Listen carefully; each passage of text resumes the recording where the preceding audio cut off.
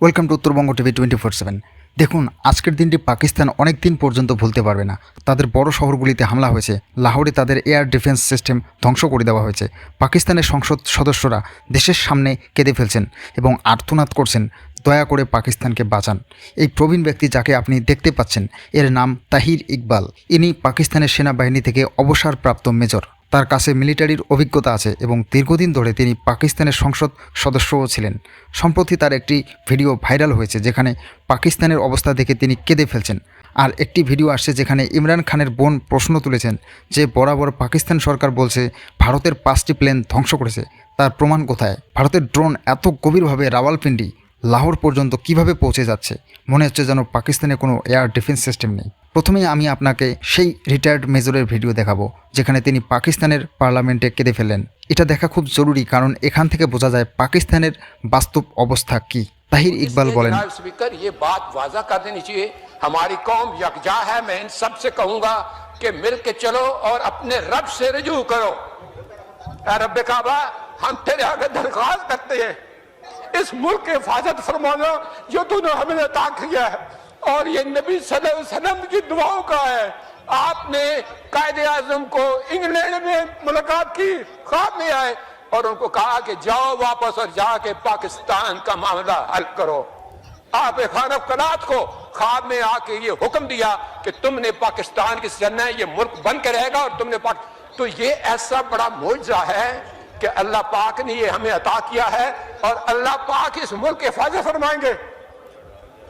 दुनिया में जहां भी देखें शायद हमारी कमी है, हम मजबूर हैं, हम गुनाहगार हैं, लेकिन रब काबा हम तेरे हबीब के उम्मती हैं। अफ्ताह का वास्ता हमसे रहम का भला फरमा।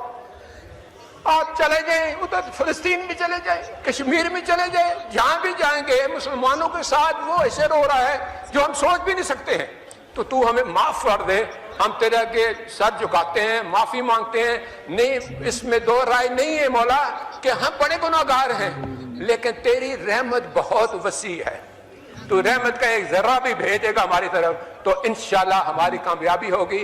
और दुआ करते हैं रब काबा कि इस मुल्क की हिफाजत फरा और हमें दुश्मनों पर जो है वो फकीरत फरा और हमें उनको सनगू करने की ताकत अता फरमा। এই বক্তব্য পাকিস্তানের পার্লামেন্টের, যেখানে দেখা যাচ্ছে যে তারা মিলিটারি সিস্টেমে ভরসা রাখতে পারছে, উপরওয়ালা ছাড়া তাদের কেউ বাঁচাতে পারবে না বলে তারা বিশ্বাস করছে। এদিকে পাকিস্তানের সরকার বরাবর মিথ্যা বলছে, তারা ভারতের রাফায়েল যুদ্ধবিমান ধ্বংস করেছে এমনটা দাবি করছে। কিন্তু ইমরান খানের বোন প্রশ্ন তুলেছেন, এর প্রমাণ কোথায়? তিনি বলেন,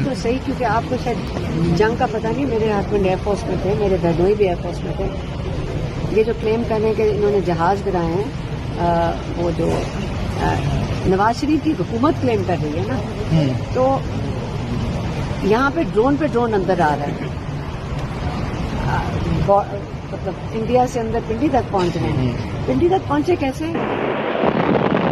ভারতের ফরেন পলিসির এক গুরুত্বপূর্ণ ব্যক্তি বিক্রম মিশ্রি বলেন, এটা কোনো নতুন বিষয় নয়, পাকিস্তান তো জন্মলগ্ন থেকেই মিথ্যা বলে আসছে। 1947 সালে যখন কাশ্মীরে হামলা চালায় তখন তারা জাতিসংঘে মিথ্যা বলেছিল। तो वो कहते हैं कि सोशल मीडिया में हमने ये सब चीजें देखी थी।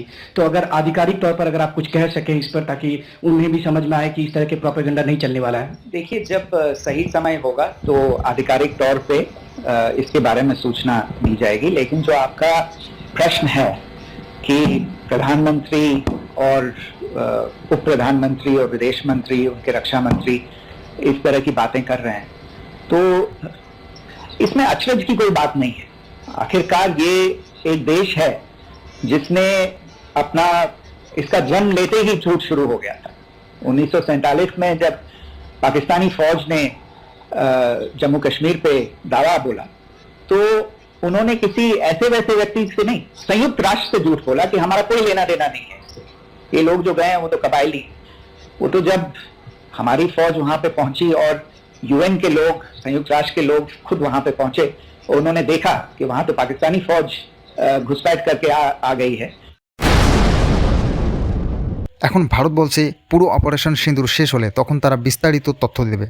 আপাতত পাকিস্তানের প্রোপাগান্ডা বিশ্বাস করা উচিত নয়। এই পরিস্থিতির মধ্যে আরও একটি বড় আপডেট এসেছে। পাকিস্তান রাজস্থান বর্ডারের কাছে তাদের ট্যাঙ্ক মুভ করা শুরু করেছে। রাজস্থান বর্ডারে রাত 9টা থেকে ব্ল্যাক আউট নির্দেশ দেওয়া হয়েছে। রাজস্থানবাসীদের বলছি, আতঙ্কিত হবেন না, সরকারের নির্দেশ মানুন। পাকিস্তান আর কি করবে? তারা ল্যান্ড বর্ডারে কিছু করার চেষ্টা করবে, কারণ পাকিস্তানের সেনাবাহিনী বরাবর অপমানিত হয়েছে। ভারতের S-400 মিসাইল ডিফেন্স সিস্টেম সব হামলা প্রতিহত করেছে। তাই এখন পাকিস্তান মাটির লড়াইয়ের চেষ্টা করবে। এই পরিস্থিতি আরও খারাপ হতে পারে। এর উপর আরও বিস্তারিত ভিডিও আসবে। আপনাদের এই বিষয়ে কি মন্তব্য?